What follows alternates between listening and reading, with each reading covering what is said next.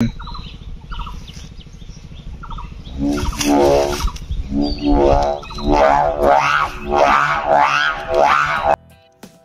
বন্ধুরা, আশা করি সবাই ভালো আছেন। তো আজকে আপনাদের আমি দেখাতে চলেছি একটা ঢাউস ঘুড়ির ডাক কিভাবে তৈরি করতে হয়। তো আমার হাতে দেখতে পাচ্ছেন একটা মাউন্টেন ডিউ এনার্জি ড্রিঙ্কের বোতল। আমরা এই বোতলটি কেটে এই হচ্ছে ঘুড়ির সেই ডাক বা ব্যানার যাকে বলে সেটি তৈরি করব।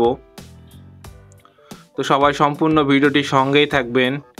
আমি একের পর এক প্রসেস দেখাবো কিভাবে এটি থেকে আমরা সেই ঘুড়ির বিকট আকারের ডাকটি তৈরি করি।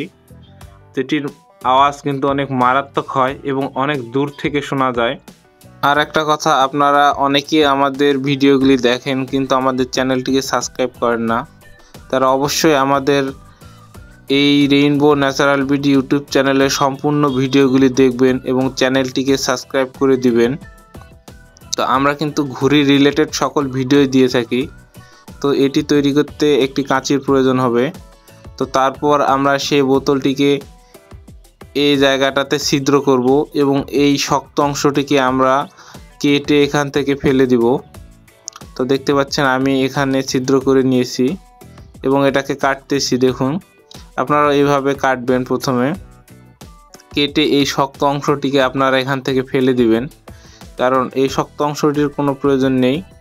আমরা এটিকে রাখবো না, এখান থেকে এটাকে কেটে ফেলে দিব।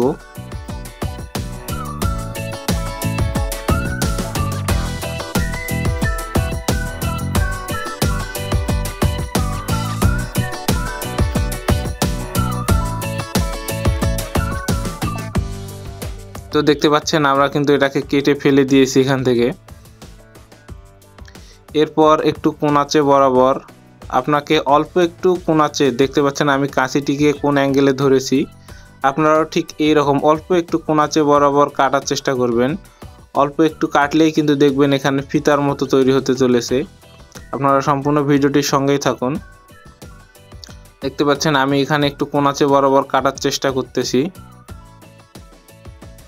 একবার যদি এখানে কাটতে শুরু করে তাহলে এখান থেকে কিন্তু সুন্দরভাবে এই ফিতার আকৃতি তৈরি হবে। এ তো দেখতে পাচ্ছেন এখন কিন্তু এটি ফিতার আকৃতি তৈরি হচ্ছে।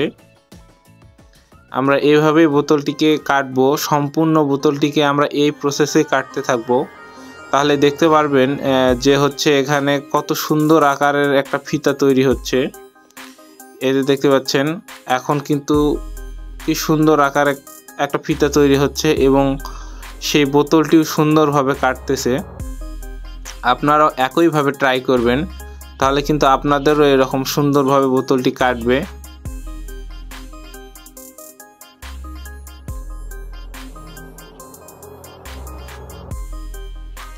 তো আমরা এখন সম্পূর্ণ বোতলটি এভাবেই কাটবো। আপনারা সম্পূর্ণ ভিডিওটি দেখতে থাকুন, আমি আসতেছি এর পরবর্তী প্রসেস নিয়ে। তো বন্ধুরা, আমি জানি আপনারা চংঘুড়ি উড়াইতেই সবচেয়ে বেশি পছন্দ করেন, কারণ আমার চ্যানেলে চংঘুড়ির ভিডিওগুলিতে আপনারা অনেক ভালোবাসা দিয়ে থাকেন। আসলে চংঘুড়ি ওড়াতে আমারও অনেক ভালো লাগে, কারণ চংঘুড়িতে এই বেতগুলো লাগালে অনেক সুন্দর আওয়াজ করে এবং চংঘুড়ির শিং এবং লেজের কারণে সেই ঘুড়িটিকে অনেক সুন্দর দেখা যায়। তো আপনারা এই ডাকটি চংঘুড়িতে লাগাবেন, তাহলে সব থেকে বেশি ভালো আওয়াজ করবে। আপনারা চাইলে এই ডাকটি ঢাউস ঘুড়ি কিংবা শকুন ঘুড়ি বা চিল্লা ঘুড়ি যাকে বলে সেখানেও লাগাতে পারেন। সেক্ষেত্রে আপনাকে একটা হচ্ছে শক্ত বাতির প্রয়োজন হবে। সেই বাতিটিতে এটি প্রথমে আপনাকে বাঁধতে হবে। আর যদি আপনারা চংঘুড়িতে লাগাতে চান তাহলে চংঘুড়িতে তো যে বুক বাতিটি থাকে সেটিতে লাগালেই হয়, এক্সট্রা করে কোনো বাতির প্রয়োজন পড়ে না। আর আপনারা কোন প্রসেসে এই ঘুড়ির ডাক বা কামান যাকে বলে এটি তৈরি করে থাকেন তা অবশ্যই আমাদের কমেন্ট করে জানিয়ে দিবেন। আমরাও একটু জানতে চাই আপনারা কিভাবে এই ঘুড়ির ডাক তৈরি করে থাকেন। তো আমাদের চ্যানেলে কিন্তু ঘুড়ির ডাক তৈরির আরও ভিডিও রয়েছে, আপনারা চাইলে সেগুলো ভিডিও দেখতে পারেন। আমি এর আগেও দেখিয়েছি একটা বোতল থেকে কিভাবে এই রকম ডাক তৈরি করতে হয়। এছাড়াও আরও অনেক প্রকারের ডাক আছে যেগুলো তৈরি করা শিখিয়েছি। আপনারা আমাদের রেইনবো ন্যাচারাল বিডি ইউটিউব চ্যানেলের মধ্যে গিয়ে সেগুলো দেখতে পারেন। এছাড়াও বিভিন্ন প্রকারের ঘুড়ির ভিডিও কিন্তু আমাদের চ্যানেলে প্রতিনিয়ত আপলোড করা হয়, আপনারা চাইলে সেগুলোও দেখে আসতে পারেন। আর আমাদের টিকটকে একটি পেজ রয়েছে, চাইলে সেই পেজটিকে আপনারা ফলো করে দিতে পারেন। আমি সেখানে ঘুড়ির প্রয়োজনীয় তথ্য দিয়ে থাকি কিংবা ঘুড়ির ভিডিও আপলোড করে থাকি। আর আমাদের ফেসবুকেও কিন্তু একটি পেজ রয়েছে এই একই নামে, রেইনবো ন্যাচারাল বিডি নামে, আপনারা চাইলে সেখান থেকেও ঘুরে আসতে পারেন। আমি সেখানেও কিন্তু ঘুড়ির ভিডিওগুলি আপলোড করে থাকি। তো আমাদের দেখুন এই বোতলটি কিন্তু অনেকটাই কেটে নিয়েছি আমরা, এবং সে ধীরে ধীরে কতটা চিকন হয়ে যাচ্ছে। আর এদিকে কত বড় একটা ফিতার আকৃতি তৈরি হচ্ছে। আমরা এভাবে সম্পূর্ণটিকেই কিন্তু কেটে নিব। আপনাদের ঘুড়ির প্রয়োজন অনুযায়ী আপনারা এটা কাটতে পারেন, অর্থাৎ আপনাদের ঘুড়ি যদি বড় হয় তাহলে এই ফিতাটি বড় করে কাটবেন, আর আপনার ঘুড়ি যদি ছোট হয়ে থাকে তাহলে আপনারা এটা ছোট করেই কাটবেন, অত বড় কাটার প্রয়োজন নেই। তো দেখতে পাচ্ছেন আমাদের ঘুড়ি কিন্তু অনেক বড়, আমি সেজন্য পুরা বোতলটাকেই কেটে নিচ্ছি। তো বন্ধুরা, আপনারা কে কোন জায়গা থেকে আমাদের এই ভিডিওটি দেখতেছেন অবশ্যই কমেন্ট করে জানিয়ে দিবেন।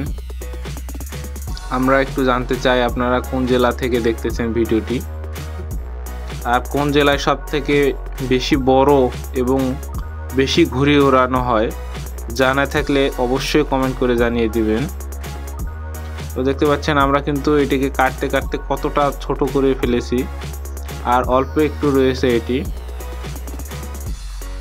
তো আমরা এখান থেকেই আর নিব, আর বেশি নিব না, আমাদের আর বেশি প্রয়োজন নেই। দেখতে পাচ্ছেন আর অল্প একটু আছে। এখান থেকে কাটা শেষ হলেই আমরা এর পরবর্তী প্রসেসে চলে যাব। এভাবে লাগালে কিন্তু ঘুড়িতে কখনোই সেটি বাজবে না, কারণ এর পরবর্তীতে কিন্তু আরেকটি প্রসেস রয়েছে। তো দেখতে পাচ্ছেন এখান থেকে কিন্তু আমরা নিলাম এবং সেই বাকি অংশটিকে আমরা ফেলে দিলাম।